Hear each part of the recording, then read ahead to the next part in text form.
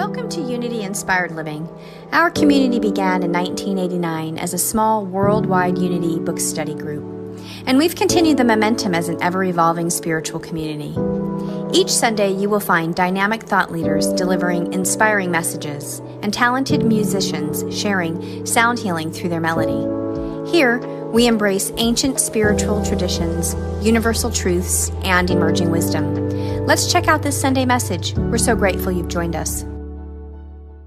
But hi. I love being here. I love you all dearly. So I'm so excited that I get to open the month with one of my favorite topics, the power of the holy pause.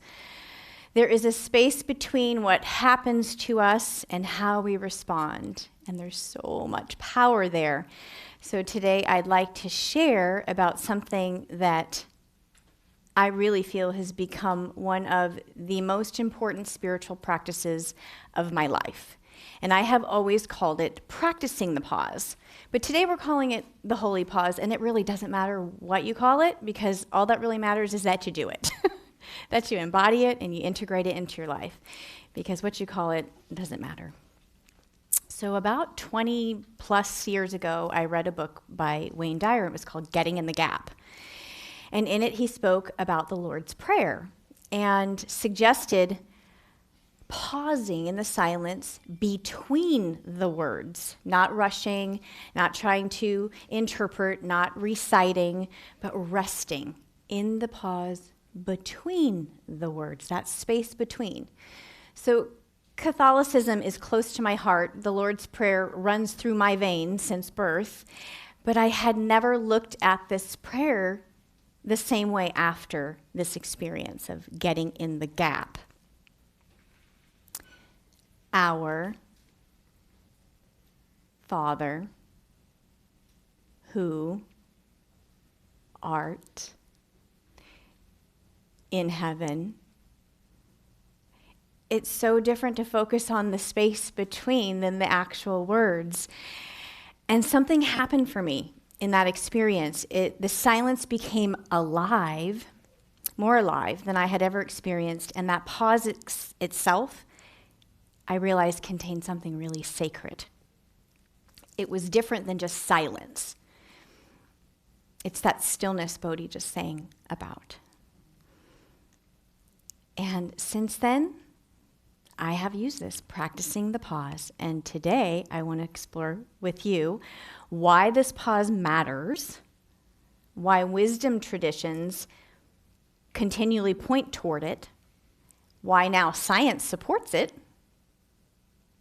and why it may be one of the most spiritual practices available to us, because it's available in every single moment.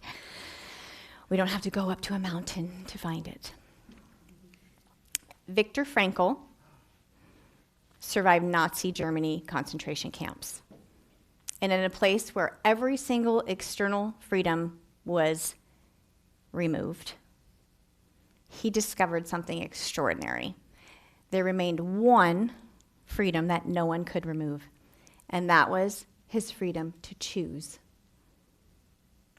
He taught that between stimulus and response, there is a space, the space between, and that space is our power to choose. So without that pause, that holy pause,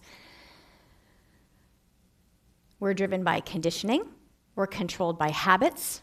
Without the pause, we are enslaved by fear, anxiety, anger, old programs, old wounds. But when we find that pause, we find choice. And where we find choice, we find freedom.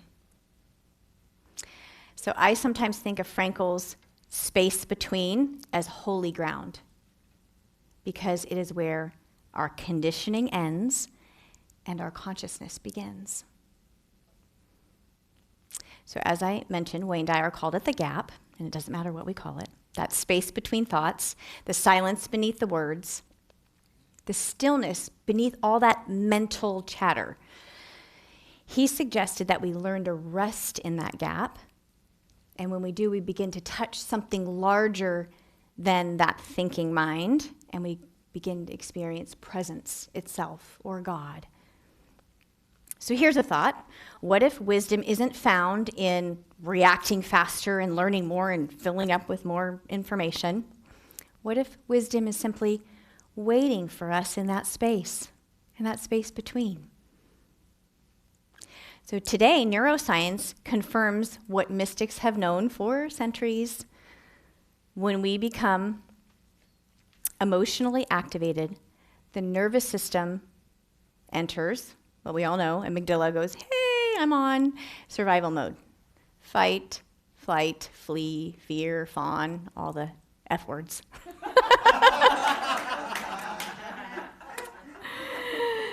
But this pause interrupts all of those patterns that the amygdala is helping us survive, thinks it's helping us.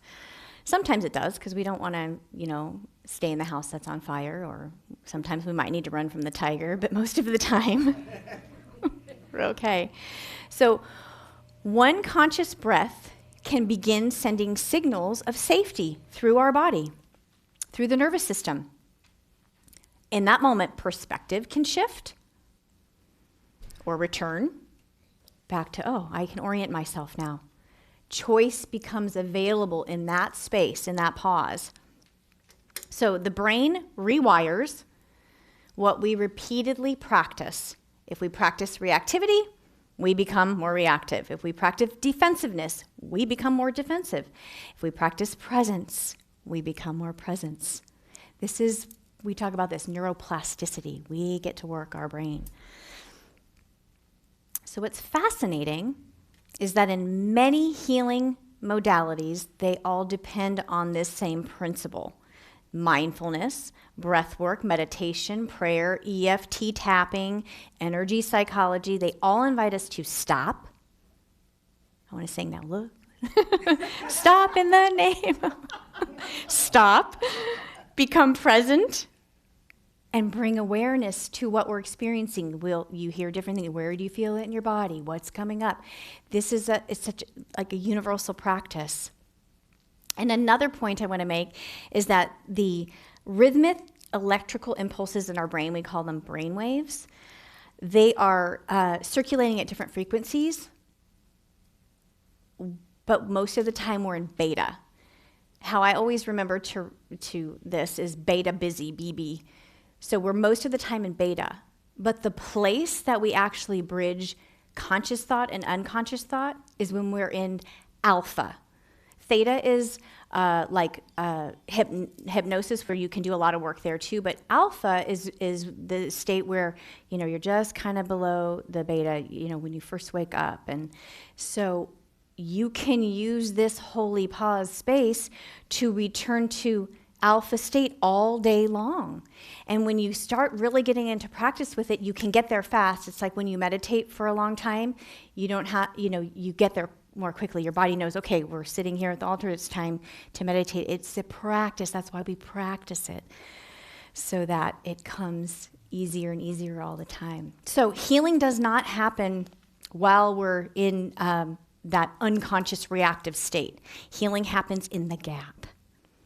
The holy instant creates enough space for the nervous system to regulate, for the body to soften. You're not rigid and tensed up and ready to, for what's coming, battle up. No, we get to soften. You feel different when you soften even your throat, your chest, your fists, your jaw. Soften. And then you allow grace to do its work. So emerging science continues to support, like epigenetics. It suggests that our genes are not necessarily our destiny.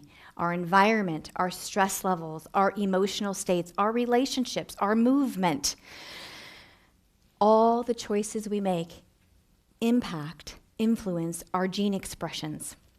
In other words, biology is listening to all that going on in your cells, they're listening. So every time we move from stress to presence, from fear to forgiveness, from reactivity to awareness, something changes. And where does that happen? In the holy pause. The pause isn't only for us, though. It serves everyone around us. And that's the cool thing I love about it.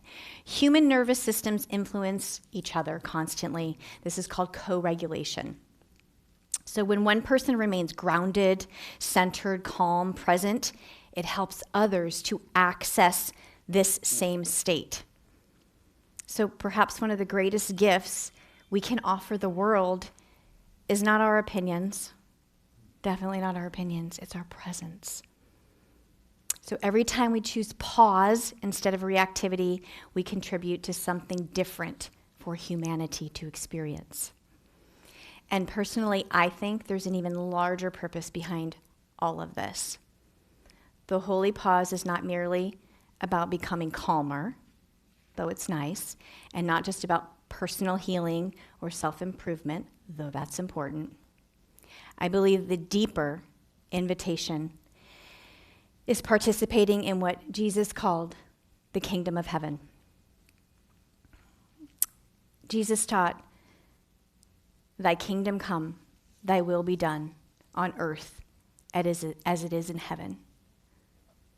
So what if heaven on earth begins whenever we choose love over fear, compassion over judgment, presence over reactivity? Every single act of kindness, forgiveness, choosing understanding over condemnation changes the atmosphere, not only of the room you're in or the person who's in front of you, but it impacts collective consciousness. Our annual theme this year, 2026, is Living the Kingdom Within, Walking the Talk.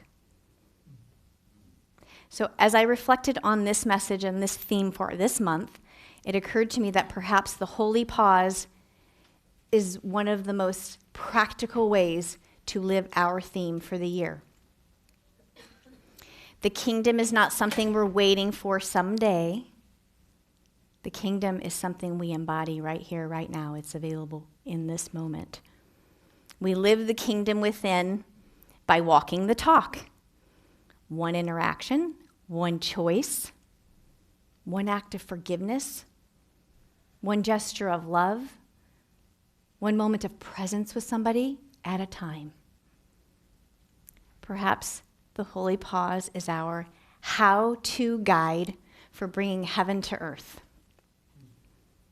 Every time we pause before reacting, every time we choose love over fear or judgment or condemnation, every time we remember the Christ light in ourselves and that person in front of us, no matter what they look like, we participate in the kingdom becoming visible, bringing heaven to earth. Not through grand gestures, though they're nice too, but through ordinary moments, practical ordinary moments infused with the Spirit, infused with an awareness, compassion, and grace. So, perhaps heaven on earth is not a destination out there someday. It's something that we practice into existence, one holy pause at a time. One of the things that I love about Jesus is how often he stopped to step away from urgency of the world, all that urgency we're always feeling, the rustle, bustle, and let's go, and got to make a decision right now, and what to do next, and all of that. He stepped away, he withdrew, he went to the mountains, he entered solitude, he prayed. When a woman caught in adultery was brought before him, and everyone wanted an immediate, judgment, they really wanted judgment. Jesus paused, he knelt down, he kind of wrote in the dirt. The Bible never explicitly tells us what he wrote in the dirt.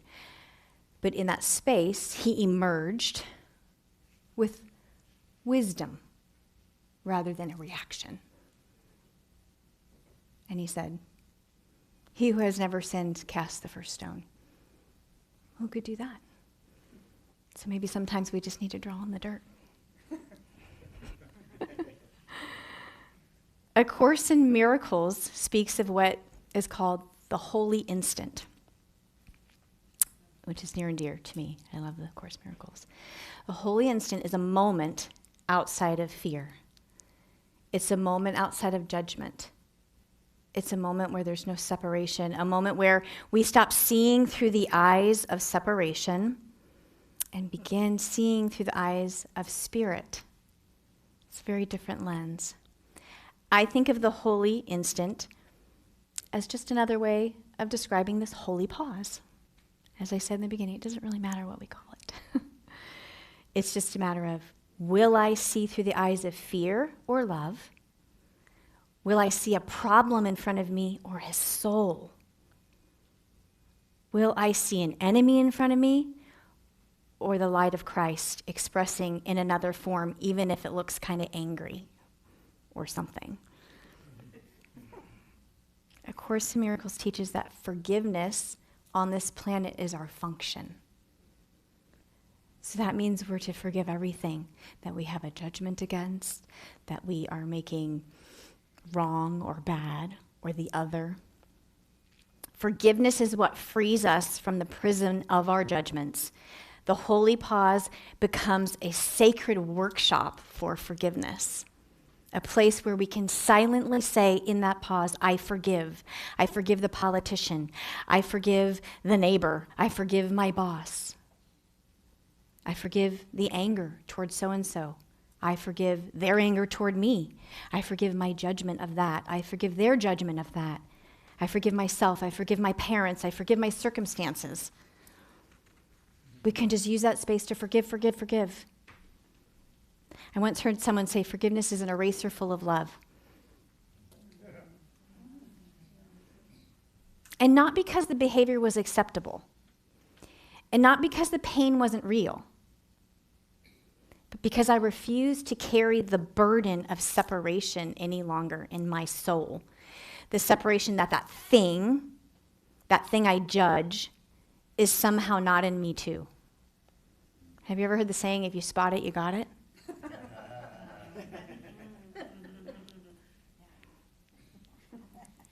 As judgment softens, space opens.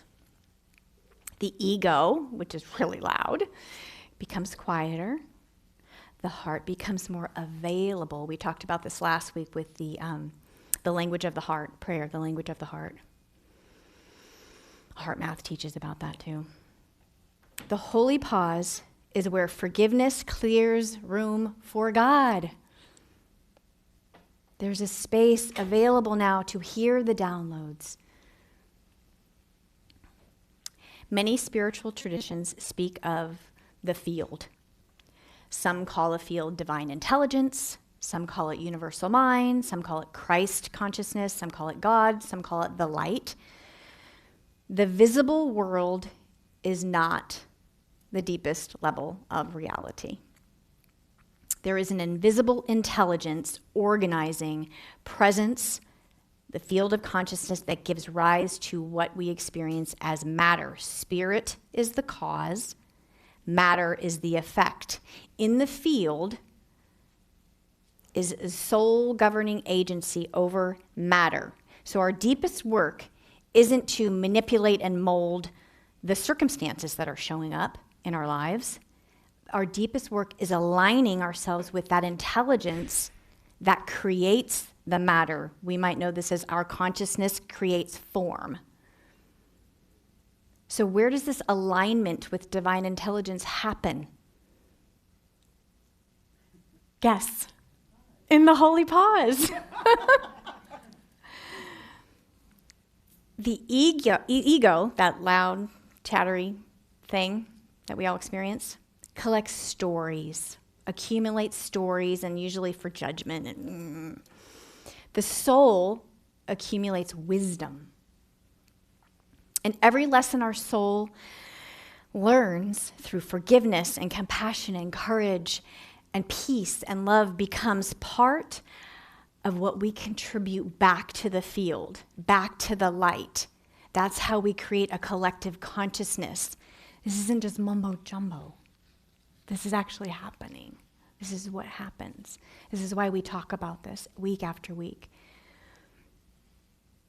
Many spiritual traditions teach that human beings share instinctive reactions with the animal world.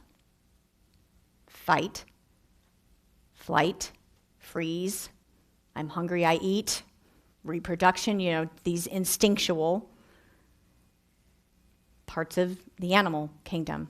Human beings do all of that, yet we possess something that sets us apart, the capacity for wisdom, the ability to pause, to reflect, to discern, to choose what we do next. Without the pause, we're operating from instinct. We are operating from our conditioning.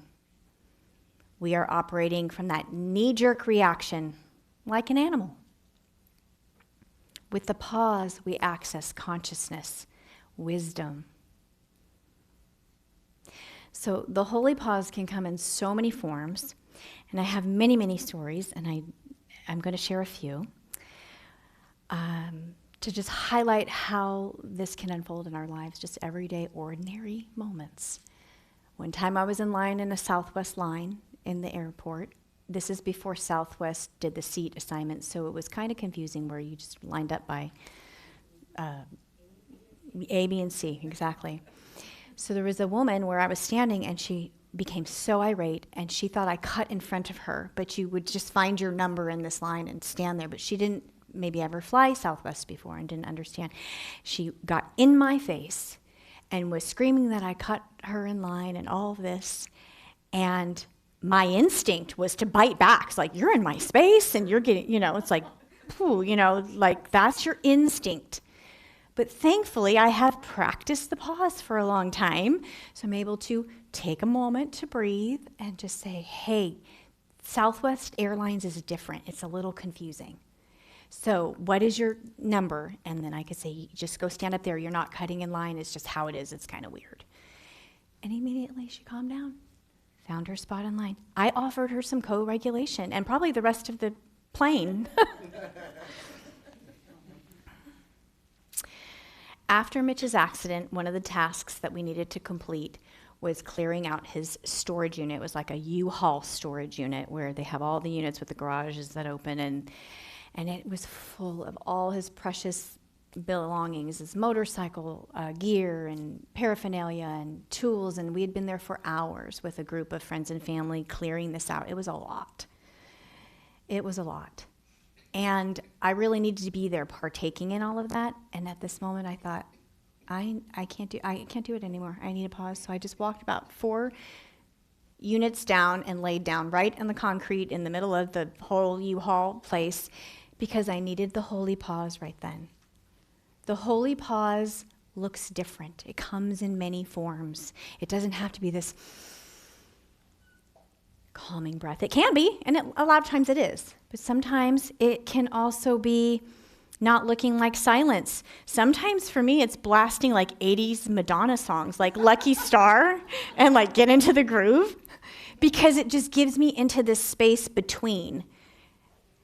I remember, because it brings me back to being 8 years old, just roller skating through the rolling rink, just free as a bird, not a care in the world. So find the things that bring you into the holy pause. Don't think it has to look like something. Just follow your soul and your heart, where you feel that space that you touch God.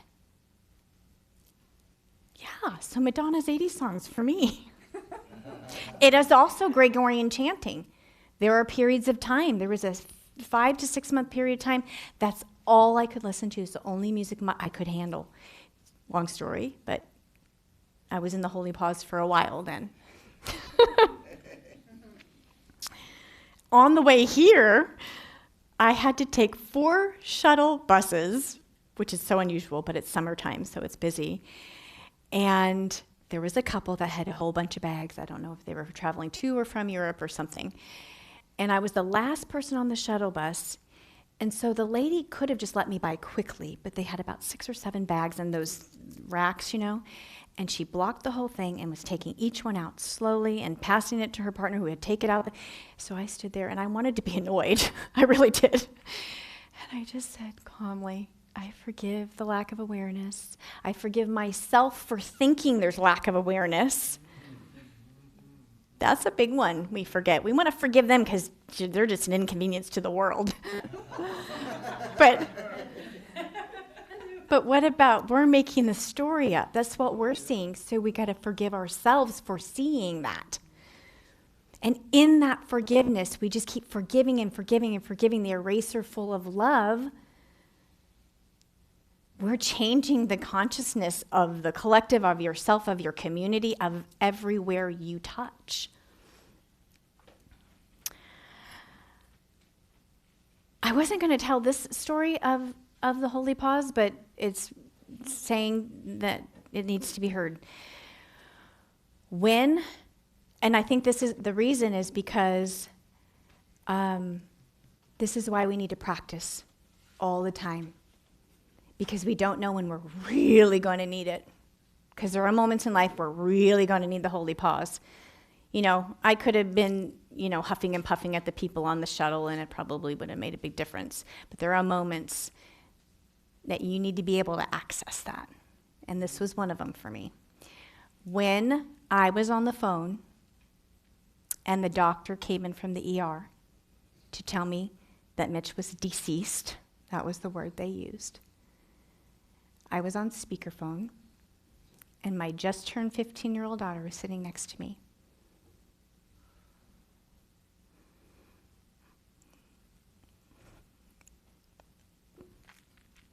And I wanted to scream. I did. It was in me. It was just like that animal instinct wanted to come out and be heard, because that was just such horrifying news. But I have done this pause for so long that I could do it then. And I could say, this isn't the time and the space. And it was not dishonoring myself or ignoring my needs. It was knowing that in that moment, my daughter just lost her father, and she couldn't think she lost her mother too, to psychosis. Seriously, because those moments impact forever. And if you think about your life like that how you act, how you behave, how you show up can impact forever. Boy, that'll put you right into the Holy Pause. So I was able to, in that moment, just say, come here, baby. Just lay down. And I did let that scream out with my sister about 2 weeks later after we left the mortuary. And I went in the car. She has a convertible, so it was very easy to let that out. So it did. It's just I was able to access that holy space. So it's helpful to remember also in life that most people are not reacting from reality of what's actually going on. They're reacting to the story that they're telling themselves. And you should know this because you do it too. We all do it. We all do it. I could be there. How dare this lady block the shuttle my way? This is, she's blocking me, or I don't know. You can huff and puff about things of the world. I could live in victimhood and say they're the villain, that circumstance is the problem. So the Holy Pause allows us to ask, what's showing up to forgive? Who am I here to be? What am I here for? We are not our patterns. Many people build their whole identity around conditioning. I'm just an anxious person. I'm just impatient. That's how my whole family was. We have a temper. We're Irish, I heard that a lot. We got that temper. Never mind the alcoholism. I'm just angry. I'm just always been kind of an angry person. I'm a worrier. I am my dis-ease. That's a whole other story. But what if those are not identities? What if there's simply well-practiced patterns? Our neural pathways. We get to rewire them if we choose. The pause allows us to witness the pattern before becoming the pattern. And then the deeper self can emerge. That's the Christ self. That's the divine self, the true self, the truth of you. And the cool part about this is that it happens without us actually having to do anything. I call this the work of the Holy Spirit. We don't make it happen. Exhale. We don't have to read another book or take another workshop. All we have to do is allow the space for grace. Allow the space for God. And the rest is done. So, how? How do we practice the pause? Pause before answering somebody. Or even answering the phone. Maybe say a little prayer before you answer the phone. Pause before you get in the car and drive. Put a little blessing over your car and for all the people you're going to be around on the road. Pause before going to fix something. Are you a fixer? I have a little bit of a fixer in me. Oh, that person really needs some help. I'm going to be the savior of the day. Pause before judging. Why is that person cutting you off on the freeway? Well, all kinds of reasons. And none of them have to do with you, by the way. Take one conscious breath at a time and ask, what is true here? What is needed here? God, help me. Michael Beckwith one time gave the acronym for HELP, Holy Eternal Loving Presence. I told my kids that years ago. Victoria told me sometime recently, the last couple of years, Mom, I've said that so many times in my head, Holy Eternal Loving Presence for help. Things you plant in them. God, show me, hold me. Give me the eyes to see, the ears to hear, the heart to know. What would love do here? Not my ego. Sometimes 3 seconds is enough. 3 seconds can change an entire conversation, an entire relationship, sometimes somebody's life in 3 seconds. Frankl called it the space between. Wayne Dyer called it the gap. Neuroscience calls it regulation. Energy psychology uses it as a pathway to healing. Epigenetics reveals that it influences the body. Mystics called it stillness. A Course in Miracles calls it the holy instant. And Jesus embodied it. He was the master teacher to show us how to do this. And all of them are pointing to the same truth. There is a sacred space between what happens and how we respond. And the more often that we enter that space, the more often we remember truly who we are and whose we are. No fear, no judgment, no separation. We experience love itself, that pure love we talk about, that agape love. The Christ light, the divine presence, the kingdom within, the kingdom within. The pause isn't empty. It's not just this silent, empty space. It's creative. It's full of creativity. It's full of transformation. The pause is where we come back to our soul. And perhaps most importantly, the pause is where God finally gets a word in. Oh, no. Thank you. Wow.